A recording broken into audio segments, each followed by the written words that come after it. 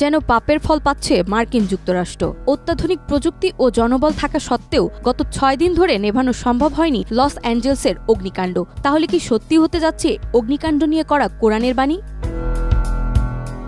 পবিত্র কোরআনে এরশাদ করা হয়েছে, আমি জালিমদের জন্য প্রস্তুত করে রেখেছি অগ্নি, যার বেষ্টনী তাদের পরিবেষ্টন করে রাখবে। তারা পানীয় চাইলে তাদের দেওয়া হবে গলিত ধাতুর মতো পানীয়, যা তাদের মুখমণ্ডল দগ্ধ করবে, এমনকি নিশ্চিহ্ন করে দেবে তাদের বসতি। শিয়া বাটার ও ভিটামিন ই সমৃদ্ধ Lily glam beauty soap. Lily, always beautiful.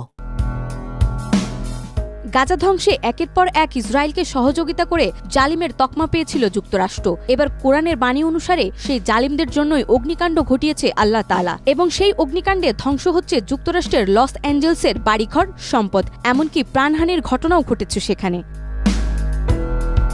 মহান আল্লাহ তাআলা আরও বলেন, তুমি কখনোই মনে করো না যে জালিমরা যা করছে সে বিষয়ে মহান আল্লাহ উদাসীন। আসলে তিনি সেদিন পর্যন্ত তাদের অবকাশ দেন যেদিন সব চক্ষু স্থির হয়ে যাবে। ভীত বিহব্বল চিত্তে আকাশের দিকে চেয়ে তারা ছুটাছুটি করবে, আতঙ্কে তাদের নিজেদের দিকেও ফিরবে না, এবং তাদের অন্তর হবে ভয়ানক উদাস। বর্তমান যুক্তরাষ্ট্রের দিকে তাকালে কোরআনের প্রতিটি বাণীর চিত্রায়ন দেখা যায়। লস অ্যাঞ্জেলসের অগ্নিকাণ্ডে আতঙ্কে বাড়িঘর ছেড়ে অন্যত্র যেতে দেখা যায় সেই অঞ্চলের বাসিন্দাদেরকে।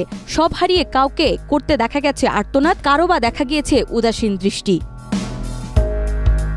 এভাবে কোরআনের অনেক আয়াত রয়েছে যাতে জালিমের কঠিন শাস্তির কথা আলোচনা করা হয়েছে। আল্লাহ জালিমদেরকে ছাড় দেন, কিন্তু ছেড়ে দেন না। জালিমকে তার জুলুমের শাস্তি অবশ্যই ভোগ করতে হবে। মাজলুমের কাছে মাপ চেয়ে মাপ করানো ছাড়া এই শাস্তি থেকে বাঁচার কোনো উপায় নেই, কারণ তা বান্দার হকের অন্তর্ভুক্ত।